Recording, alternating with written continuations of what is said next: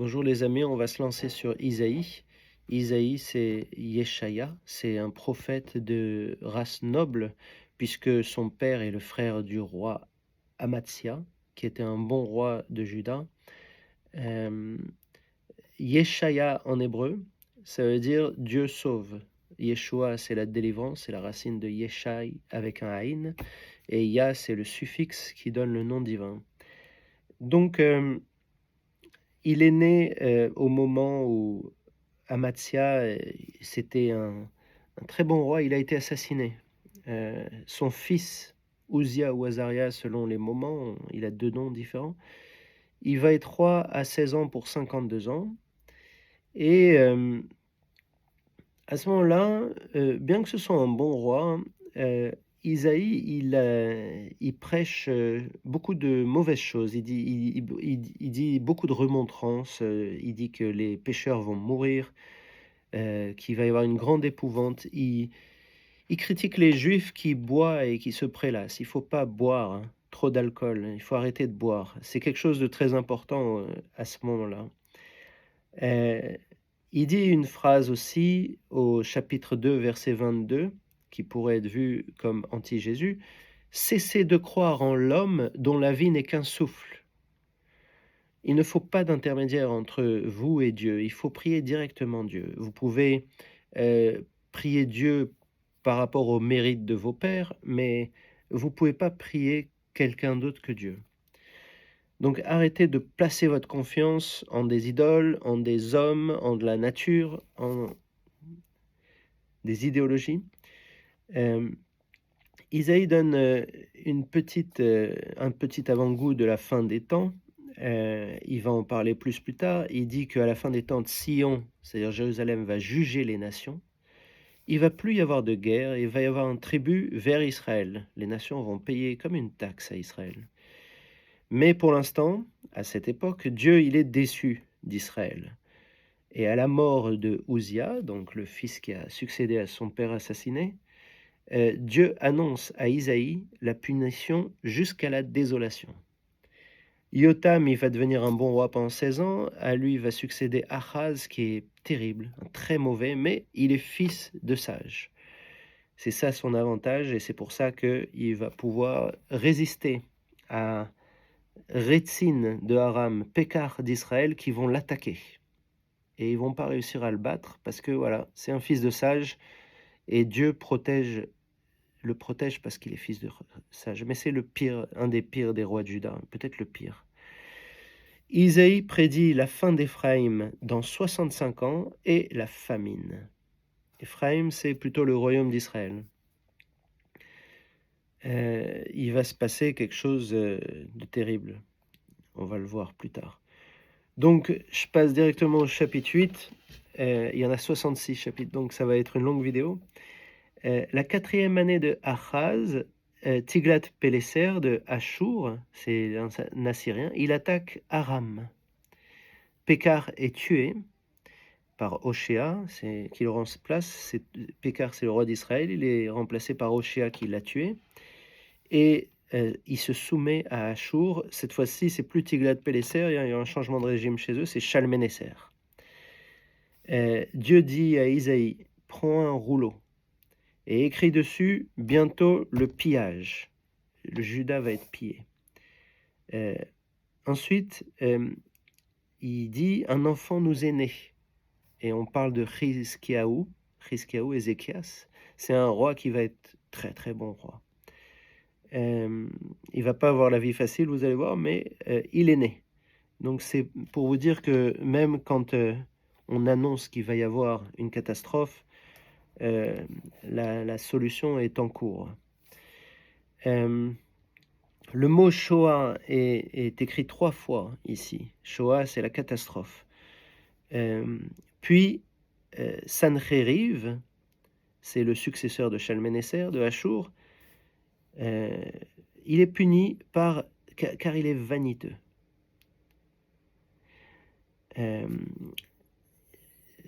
Pour donner une image, on dit c'est le bâton qui veut diriger la main. Sous-entendu, il est là pour punir le peuple d'Israël, et il n'est pas au courant qu'il est là pour punir le peuple d'Israël. Il croit que c'est lui qui dirige, donc il dicte à Dieu ce qu'il faut faire.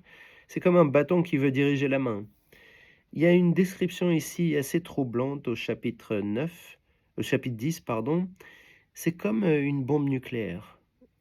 C'est pour ça que quand on lit Isaïe, parfois on est choqué parce que on voit une similitude avec les temps actuels ou qui pourraient être futurs. Description d'une bombe nucléaire. En une seule nuit, tout brûlera. Puis, retour à Dieu des Juifs. Ça ressemble un petit peu à Hiroshima Nagasaki, ensuite retour à Israël. Mais ça peut être aussi quelque chose qui va se passer dans le futur. Donc un fils d'Isaïe naîtra, non influençable, apportera justice et paix, rassemble les exilés des 4 extrémités de la terre, ils pilleront les Philistins. C'est marrant, les Philistins, c'est la racine des Palestiniens. Polesh, ça veut dire les envahisseurs. Ils pilleront les envahisseurs, enfants d'Orient. C'est intéressant parce que les Philistins à l'époque, c'était des Grecs. Et là, on parle d'Orient et pas d'Occident. Les Philistins, enfants d'Orient, Édom. Édom, c'est le monde chrétien. Réconciliation Éphraïm et Juda. Ça, cette prophétie, elle n'a pas été réalisée à son époque. Donc, c'est sans doute qu'on parle là maintenant de la fin des temps. Et c'est ça qui est troublant, c'est que Philistins, enfants d'Orient, ils vont être pillés donc par on ne sait pas qui, sans doute les Juifs, et aussi Édom. 8. Oracle sur Babel. Babel, ça peut être les ayatollahs d'Iran. Ça peut être aussi l'Irak, mais Saddam Hussein, voilà, des choses comme ça, on ne sait pas vraiment. Babel, c'est en Irak, ça c'est sûr. Oracle sur Babel. Asservissez les peuples, enfermez les opposants. Descendance du roi sans sépulture. Sous-entendu, la plupart des rois, même les dictateurs, ils ont un grand mausolée, une grande tombe. Ben non, lui, il va même pas avoir de tombe. Il va y avoir la joie des peuples à sa mort. De même pour Achour. Achour, cette fois-ci, c'est la Syrie, donc ça peut être l'Iran. Donc là, on parle de Saddam Hussein et ses fils et d'Ayatollah, si on veut transposer au temps présent. Et effectivement, Saddam Hussein et ses fils, ils sont morts sans sépulture. Et les ayatollahs, enfin c'est surtout Saddam Hussein, et les ayatollahs, pas encore. Mais on aimerait bien voir de même pour Achour. Année de la mort d'Achaz. Les Philistins subiront la famine et le reste sera tué. Là, on parle des Palestiniens, Philistins. Les pauvres seront saufs et mangeront. Réponse aux nations. Pourquoi les nations, elles se mêlent de ça? Pourquoi les nations, elles se mêlent de ce qu'on fait, de ce qui se passe avec les Philistins? Les Philistins, ils subissent la famine. En plus, c'est même pas de la faute d'Israël. Ils subissent la famine, c'est comme ça. Réponse aux nations. Ce qu'il faut répondre aux nations dans ce cas-là, Dieu a fondé Sion. Les humbles de son peuple y trouveront un abri. Sous-entendu, les Philistins, ils ont malheureusement beaucoup de souffrances. Une partie est tuée, une partie est affamée. Si les nations, elles viennent demander des comptes à Israël, ce qu'il faut leur répondre, c'est que voilà, Dieu, il a fondé Sion et il nous a donné cette terre, c'est notre terre. Chapitre 15. Oracle contre Moab, qui va être détruite, humiliée, exilée par Sanchériv, le roi assyrien, Achour. Rachi note que ici, dans ce chapitre, Israël n'est pas comme les autres peuples, et il pleure pour Moab, qui est persécuté. Alors que d'habitude, Moab, il s'était enrichi lors de la déportation d'Israël. Donc, c'est quelque chose de fréquent. C'est vrai que encore aujourd'hui, même pour l'Europe, quand il y a eu le Bataclan, par exemple, les Israéliens, ils ont chanté la Marseillaise à Tel Aviv, ils ont mis le drapeau de la France sur la mairie de Tel Aviv. Ils ont soutenu la France, mais la France, bien sûr, quand il y a un attentat terroriste en Israël, ou même le 7 octobre, pogrom monumental, ben là, la France, elle ne pleure pas du tout pour Israël. Donc, Israël, c'est pas comme les autres peuples. Ils pleurent pour ceux qui sont, persécutés heu, de manière horrible, comme Moab va l'être par rapport à Achour. Moab, qui était nombreuse par adultère, devient peu nombreuse, dévastée. Oracle sur Damas. Et Damas, on croirait que c'est la Syrie, mais non, c'est Éphraïm. À ce moment-là, Damas appartenait à Israël. Euh, Israël et pas Juda, parce qu'il y avait deux royaumes. Euh, Détruite, puis Sanchériv détruit alentour. Donc, Achour reprend la Syrie, enfin prend la Syrie, qui appartenait à Israël. 18, chapitre 18. L'Éthiopie envoie des messagers, mais c'est inutile. Le monde est témoin de la chute de Sanchériv.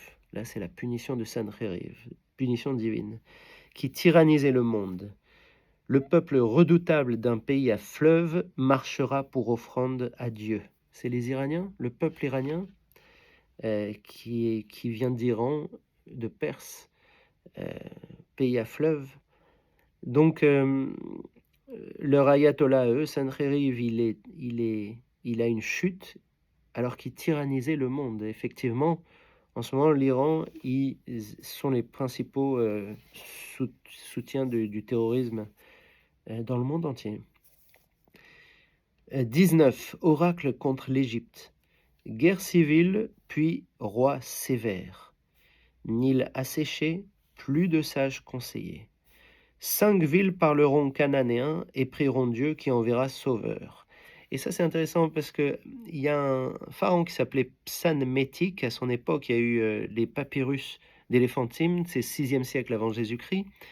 Et dans ces papyrus, on a révélé la présence nombreuse de Juifs, les Juifs qui parlaient cananéen. Donc, c'est une, c'est une, comment dire, une prophétie qui s'est réalisée après Isaïe. Donc, ça peut être intéressant de voir le papyrus éléphantine si on veut en savoir plus. Chapitre 20.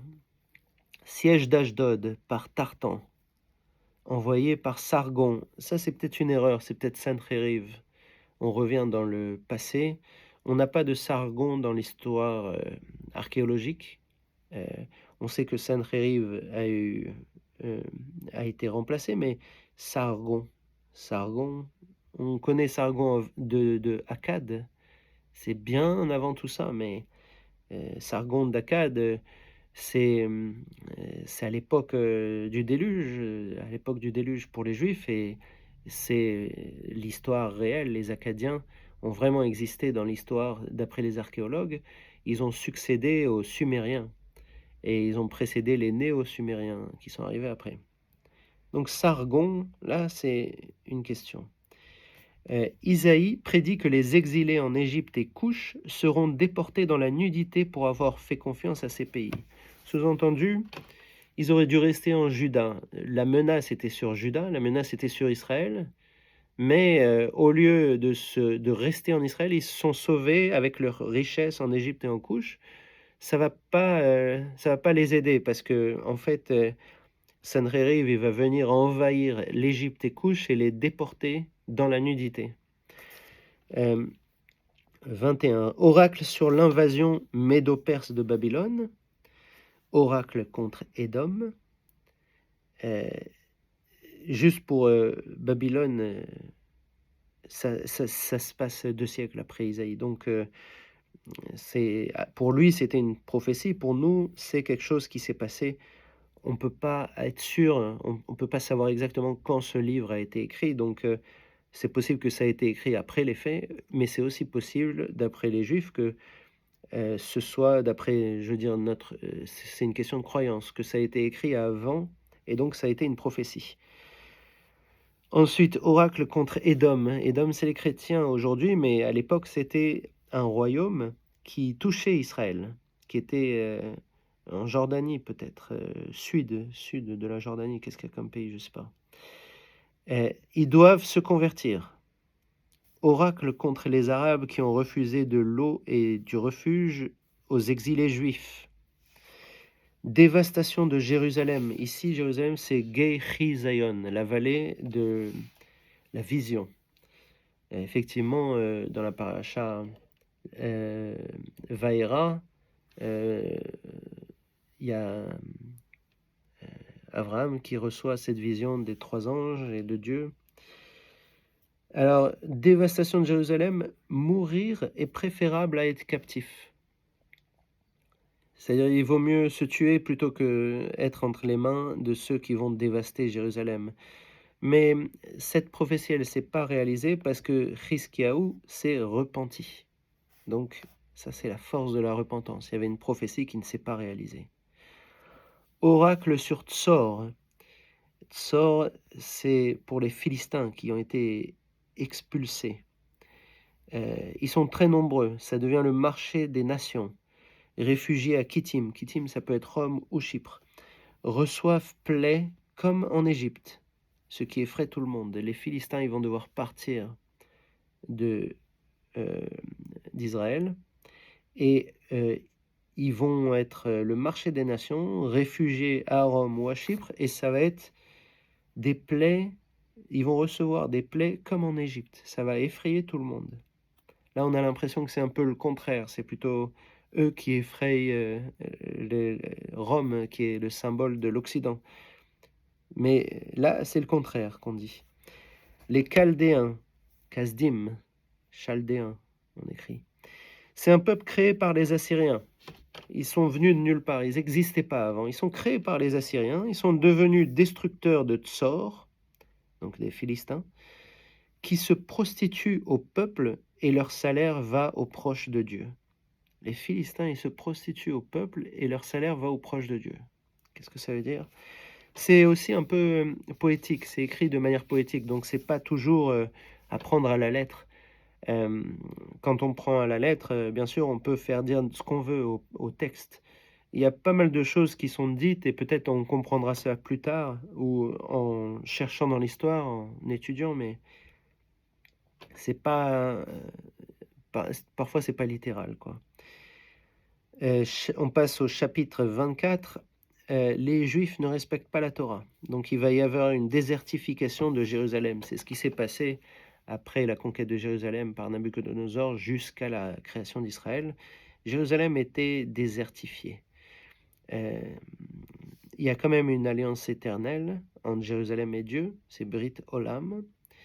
Mais en attendant, comme les Juifs ne respectent pas la Torah, la malédiction dévore la terre. Babel est détruite. Survivant à l'ouest, joyeux, c'est-à-dire les Juifs qui sont peut-être réfugiés en Égypte ou en Occident, parce que l'ouest c'est l'Occident, ils sont joyeux, ils vont avoir une belle vie. Ils sont contents aussi que Babel est détruite. Mais voilà, en attendant, Israël est dévasté, est désolé. La plupart des peuples sont heureux de la destruction de Babel. Les ennemis d'Israël sont détruits. Moab aussi parce que ils sont orgueilleux. La délivrance ne venait pas et finalement, enfin, elle arrive. Il y a quelque chose ici. Il y a un grand orientaliste qui s'appelait Genésius qui était un grand il étudiait la Torah, il étudiait les textes dans leur langue, et il pense que là, on parle de résurrection des justes, pas la résurrection des morts. On dit souvent la résurrection des morts, mais en fait, on parle de résurrection des justes ici. Et dans la prière, quand on dit Mechayem Etim, Rambam, il pense que ça fait référence à il recrée Israël, ce qui est assez fou parce que Rambam a vécu dans un monde où Israël n'appartenait pas aux Juifs. Donc, il disait le fait qu'on dit que Dieu résurrecte les morts, ça veut dire qu'il va rétablir Israël. Et c'était déjà très bien. Je reviens à Genésius. Lui, il dit que la résurrection des justes, c'est quelque chose qui a été pris au zoroastrisme. Alors ça, c'est intéressant. Il faut il faut se demander peut-être si la résurrection des justes, résurrection des morts, c'est quelque chose qui est inhérent au judaïsme ou si c'est quelque chose qui a été pris au zoroastrisme, auquel cas ce serait peut-être pas la vérité divine. Ceci dit, le zoroastrisme, c'est une religion sœur du judaïsme, et d'ailleurs ici, Isaïe porte tellement au nu le zoroastrisme ou les zoroastres, qu'un peu plus tard, vous verrez, il va dire beaucoup de bien de Cyrus, à tel point que ça va poser des questions. Je vais en parler plus tard. 27. Dieu punira le Léviathan droit, le Léviathan courbé et le monstre de la mer. On a l'impression que c'est la même chose, mais il y a trois fois le Léviathan, monstre de la mer, Léviathan droit, Léviathan courbé. On ne sait pas vraiment qu'est-ce que c'est, mais ça peut être des empires. Il va protéger Israël et Israël va couvrir la terre de leurs fruits. Ça, c'est extraordinaire que ce soit ces mots qui soient utilisés parce que, effectivement, en poésie, on peut dire, voilà, Israël, il couvre la terre de... C'est vrai que les Juifs sont arrivés tout autour de la terre et grâce à eux, le monde s'est développé. Sans eux, quand ils étaient persécutés il y a 300 ans, et avant 300 ans, le monde n'évoluait pas. Mais dès qu'on leur a donné l'égalité des chances, l'égalité de la citoyenneté, le monde est devenu, est passé de la charrue avec les bœufs à l'avion et même à la fusée qui va dans l'espace. Mais là, Israël couvre la terre de leurs fruits. On peut aussi voir le pays d'Israël qui envoie des fruits dans le monde entier. Et c'est vrai. Moi, j'étais en France, je voyais les oranges Jaffa, mais je suis en Russie et je vois toujours les oranges Jaffa. Et c'est pas que les oranges, il y a des dattes, il y a plein de choses qui sont exportées d'Israël et qui sont envoyées autour de la terre. C'est pas banal hein, comme chose, c'est un petit pays comme ça, minuscule, il n'y a pas de fruits qui viennent du Qatar ou euh, des Émirats. Là, c'est Israël, c'est une puissance agricole. Israël a été puni avec mesure, par dispersion, et non exterminé comme ses ennemis.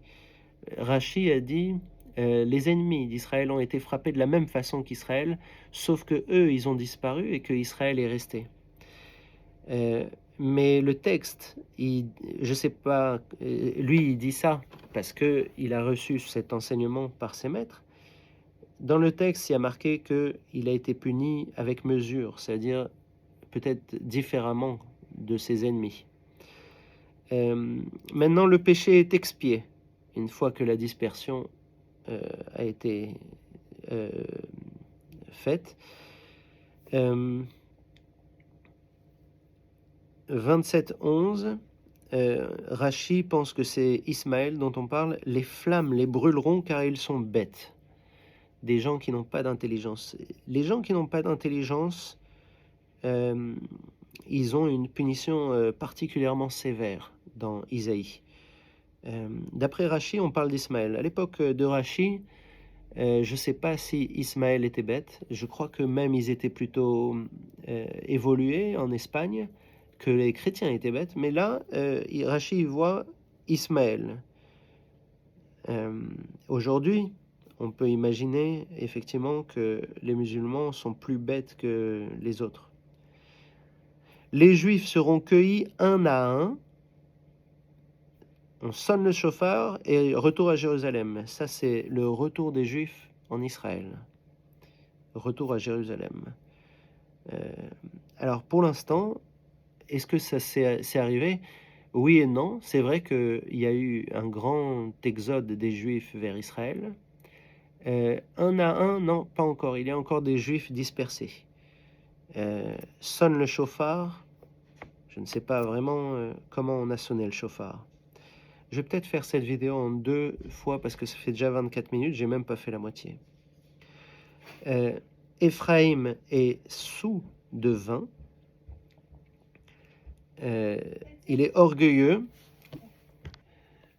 et il est foulé aux pieds. Donc Éphraïm, c'est le royaume d'Israël. Oshéa, il a provoqué Achour à ce moment-là en complotant avec l'Égypte. Il a raison de provoquer Achour parce que Achour, c'est pas des gentils, mais il doit payer un tribut à Achour pour avoir la paix. et il essaye de comploter avec l'Égypte en pensant que l'Égypte va le sauver. Mais Achour, il est là pour punir Israël. Donc il faut accepter la punition. Si jamais on veut se sauver, il faut attendre la main de Dieu. Donc, Éphraïm, qui est sous devin, c'est ça le problème. Il boit trop les gens d'Éphraïm. Donc, il va être foulé aux pieds, et Yehuda ensuite. Il y a quelque chose d'intéressant dans ce chapitre 28, des versets 9 à 13. C'est un chapitre contre les gens trop religieux, qui ont trop de lois. Et c'est étonnant que ça arrive au moment où on parle d'Éphraïm qui est sous devin, parce que il faut vraiment réfléchir à ça. Il ne faut pas boire trop d'alcool et il ne faut pas avoir trop de lois au-dessus des lois. Il y a des lois, c'est la Torah, et il ne faut pas rajouter des lois. Ça, c'est intéressant. Chapitre 29. Punition des ennemis d'Israël qui relèvent la tête. L'Israël relève la tête maintenant. Sanchériv est enfin brisé. 25. Punition des Juifs croyant s'abriter en Égypte, où ils apportent leurs richesses. C'est encore le cas. Les Juifs sont allés en Égypte pour se réfugier. Ils ont apporté leurs richesses. C'est illusoire, hein, parce que voilà, ils vont se faire avoir. Mais Dieu ne punira pas toujours. Attention, on parle de punition, mais Dieu ne punira pas toujours. On en est au chapitre 32. C'était 30 avant. 30 et 31 d'ailleurs. Donc 32 maintenant. Vous voyez, on va avoir 40 chapitres de punition comme ça. C'est pour ça que c'est épuisant à étudier. 32, un roi juste va régner. La terre abandonnée et déserte pour longtemps, puis nouvel esprit, verger, justice, paix. Punition des impies sans intelligence, encore une fois. Terreur, puis paix et prospérité. C'est une séquence qui revient souvent. Donc, la terre abandonnée, déserte pour longtemps, effectivement, Israël a été abandonné depuis que les Juifs ont été déportés par Nabucodonosor jusqu'à la création d'Israël. Chateaubriand et d'autres personnalités sont allés en Israël, ils ont dit qu'ils ne voyaient rien en Israël. C'était une terre complètement désertée, il n'y avait personne sur la terre à part à Jérusalem.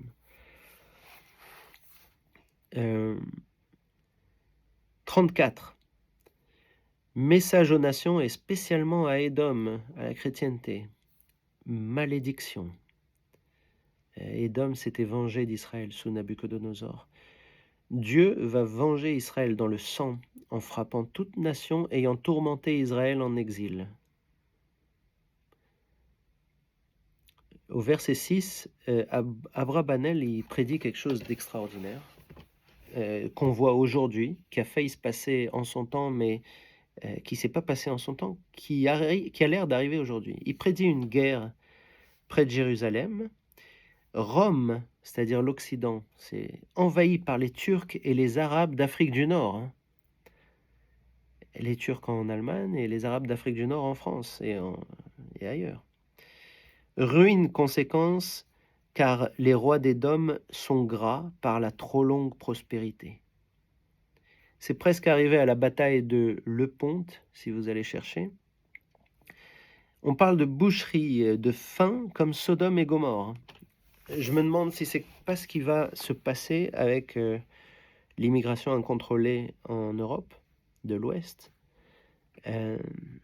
Une vraie boucherie, une faim comme Sodome et Gomorrhe, c'est-à-dire un anéantissement total. Après ça, la nature reprend ses droits. Une voie sacrée pour les purs, les hommes délivrés vers Sion, joie pure et plaisir. Ça, on ne parle pas de juifs. On parle des juifs, bien sûr, mais aussi de non-juifs, vous allez voir plus tard, qui sont attachés à Dieu. C'est important, même pour les non-juifs, d'être attachés à Dieu, parce que voilà, Dieu, il punit tout le monde pareil. Et je vais m'arrêter là pour l'instant. On s'est arrêté au 35. On aura encore 31 chapitres à faire. Je les laisse pour plus tard, pour ne pas faire une trop longue vidéo.